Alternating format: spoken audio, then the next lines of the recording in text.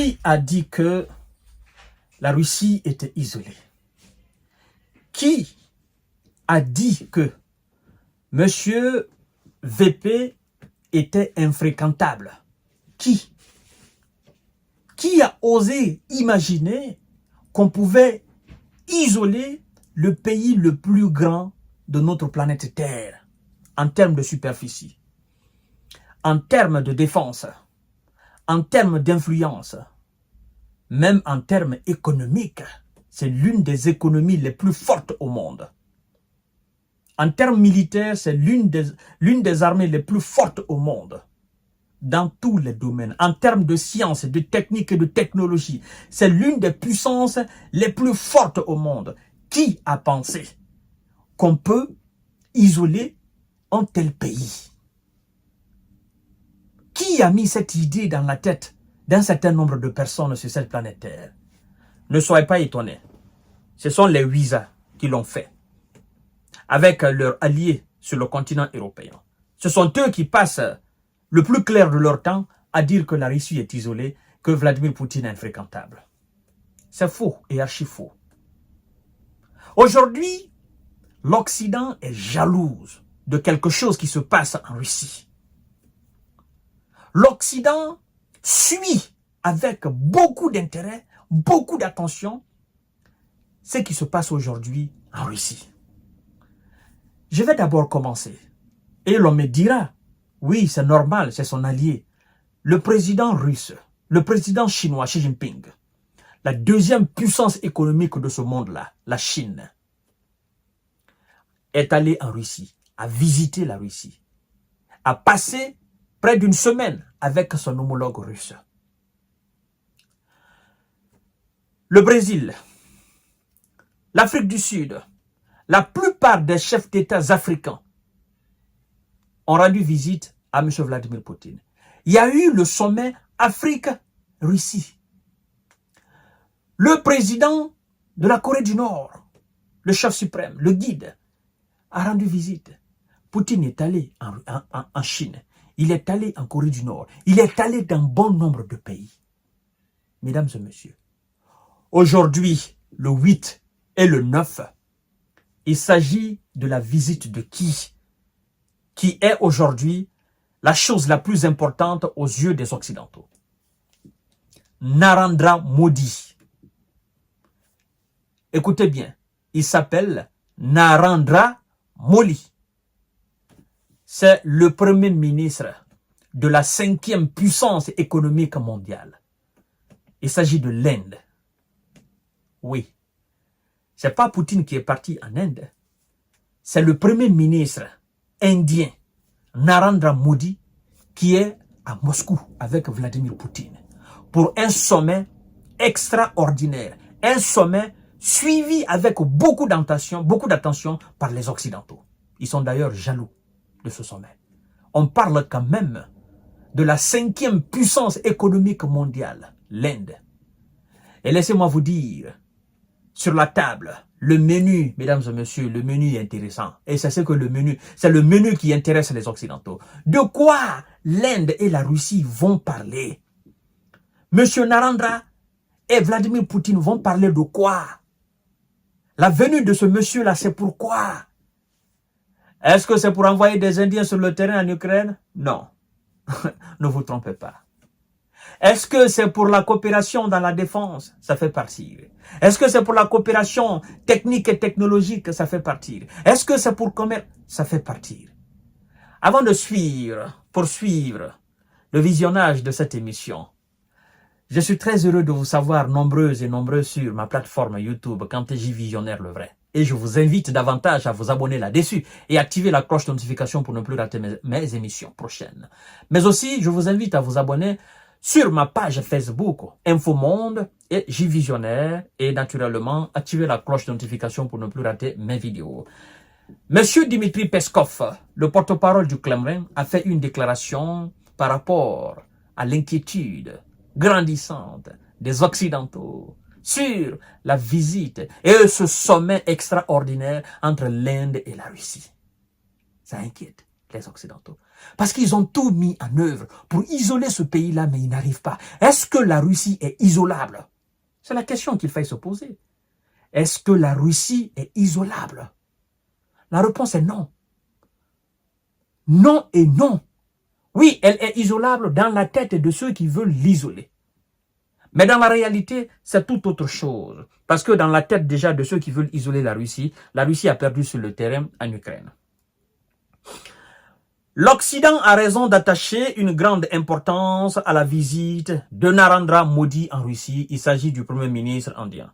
C'est ce qu'a estimé le porte-parole du Kremlin. L'Occident suit avec attention et jalousie la visite qui doit avoir lieu les 8 et 9 juillet, a indiqué Dmitri Peskov à un journaliste russe. Chères dames, chers messieurs, chères demoiselles. Dmitri Peskov dit ceci. Partagez la vidéo dans tous les groupes possibles. C'est très important de le savoir. C'est de la géopolitique et la géostratégie.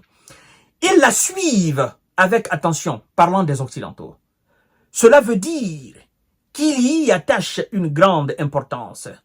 Et il ne s'y trompe pas. Il y a de quoi y attacher une grande importance. Oh, Dmitri Peskov, c'est un maître dans l'art de la communication. C'est quand même le porte-parole du Kremlin. Oui, le palais le plus sécurisé au monde là. Le palais le plus regardé aujourd'hui, le plus synthétisé, le plus, n'est-ce pas, le plus braqué aujourd'hui. C'est le Kremlin, c'est pas la Maison Blanche. Parce que tout ce qui se passe au Kremlin, les Occidentaux veulent savoir à la lettre tout ce qui veut se passer, tout ce qui se passe là-bas. Mesdames et messieurs et mesdemoiselles, l'on nous informe que lors de ce sommet avec Vladimir Poutine, naturellement, le Premier ministre indien se penchera, entre autres, sur, n'est-ce pas, les points essentiels là que je m'apprête maintenant à vous donner. Premièrement, d'abord, l'augmentation des exportations indiennes. L'augmentation des exportations indiennes vers la Russie. Ah oui, on augmente cela. Oui, mais on importe aussi. C'est donnant-donnant. L'Inde exporte, l'Inde importe. Ça, on va augmenter. De quoi s'agit-il réellement? De quelle augmentation? De quel matériel? De tout ce que vous connaissez. Tout ce que vous connaissez. Tout ce que l'Inde a besoin que la Russie possède et tout ce que la Russie a besoin que l'Inde possède, on augmente cela considérablement. La coopération indo-russe en extrême-orient russe. Les flux de personnes entre l'Inde et la Russie. Ce sont les points sur lesquels le Premier ministre se pensera. Et le point qui intéresse le plus encore les Occidentaux, c'est ce point-là, mesdames et messieurs.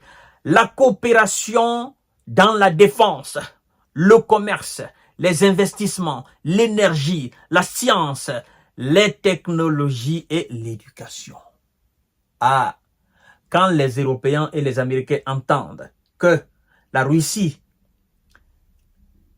est en train de coopérer avec un tel pays dans le domaine de la défense, dans le domaine du commerce, dans le domaine des investissements, dans le domaine de l'énergie, dans le domaine de la science, dans le domaine des technologies et l'éducation, les Occidentaux sont inquiets. Vous savez que l'Inde est une puissance nucléaire, si je ne me trompe pas. Et donc tous ces gens ont besoin du conseil ou des conseils de la Russie dans le domaine nucléaire, dans le domaine technique et technologique. Vous comprenez? Dans le domaine de la coopération, n'est-ce pas, au niveau de la défense. Et, vous savez, le renforcement de ces liens, ça crée quelque chose de pas très appréciable par les Occidentaux. Parce qu'ils se disent, mais, écoutez, notre ambition aujourd'hui, c'est de voir cette Russie tomber. C'est de voir cette Russie en lambeaux. Par contre, nous avons des gens avec lesquels nous traitons qui sont très puissants, comme nous aussi, et qui laissent la porte grandement ouverte à cette même Russie que nous voulons voir tomber. Donc, la tâche pour nous, elle est très difficile, elle est énorme. Pour ne même pas dire impossible. Et si on peut se permettre même la tâche, elle est impossible de faire tomber cette Russie-là. Parce que nous-mêmes qui voulons, nous dépendons aussi de cette même Russie dans un certain nombre de domaines. Naturellement, de l'énergie. De l'énergie, n'est-ce pas? Des céréales, des engrais, même de la technique et de la technologie. Oui, parce que nous, Américains, nous avons besoin de ces gens pour monter dans l'espace. Alors, qu'est-ce que les Européens n'ont pas compris? Qu'est-ce que M. Zelensky et ses alliés n'ont pas compris? C'est une marmaille. Et ils se sont laissés manipuler par les visas qui collaborent avec la Russie.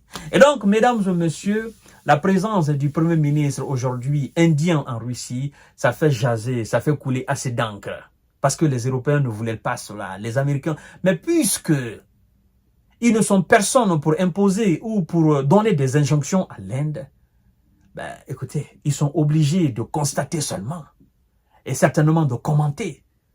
Mais qu'est-ce que l'Inde a à foutre des commentaires des Européens et des Américains? L'Inde est une puissance économique, puissance nucléaire, hein?